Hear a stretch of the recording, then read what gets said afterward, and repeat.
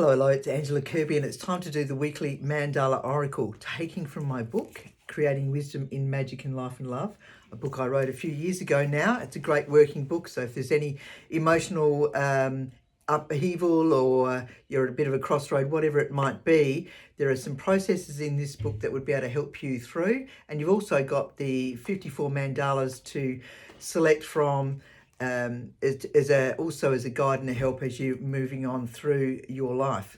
So now, as I said, there's 54 mandalas in here. Each of them I've drawn over the years. Starting in 2007, I began the series, and the series continues, but there are 54 in here, and what I do weekly is choose one randomly, and that's the one that will be relevant to us this coming week. All right, so what is it that we could do with knowing that would benefit us all as we move on through these times now? All right.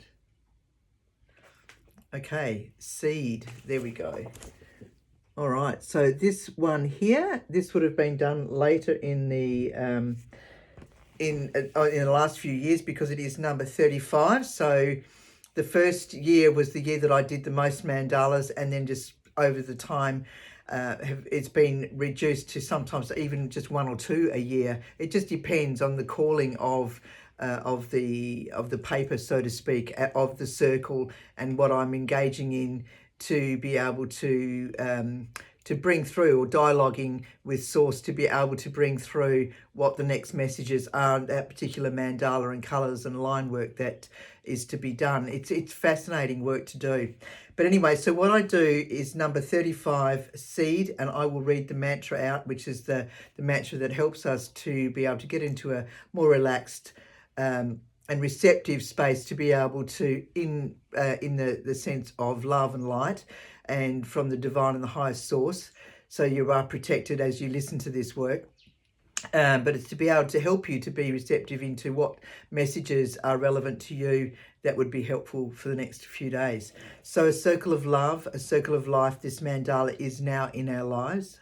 Allow it to open its pleasure and delight through seeing and feeling. In meditation, it will guide us. Allow it to whisper its wisdom. Can we hear what the messages are? Right, while we hear and feel and study it deeply, and release for our path to be. All right, a seed planted, a seed grows and opens up to the world in all its glory. Do not doubt your journey. Do not doubt your knowledge, for in offering yourself to the world, in your truth, everything shines brightly. Even in the shadows, you see the gifts and are curious for the teaching, and through this, you offer insights to others rather than it being based on fear. You do not need to teach the world what is, for you cannot know it all, and everyone's path is individual.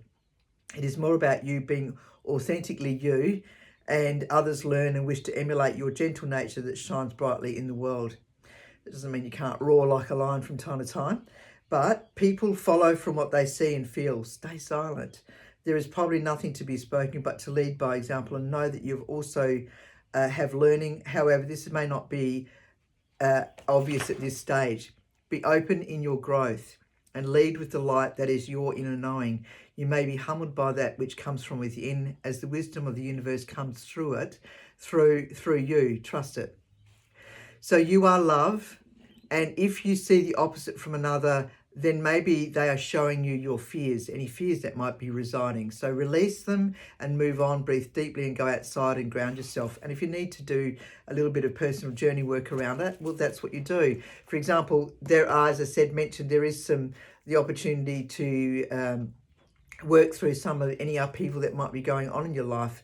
There's some processes that help to be able to shift through that by dialoguing, some drawing. It's not about being an artist, working with some clay, whatever it might be, that helps to move along what's ready to be moved on from, rather than it just continually going round and round in your head.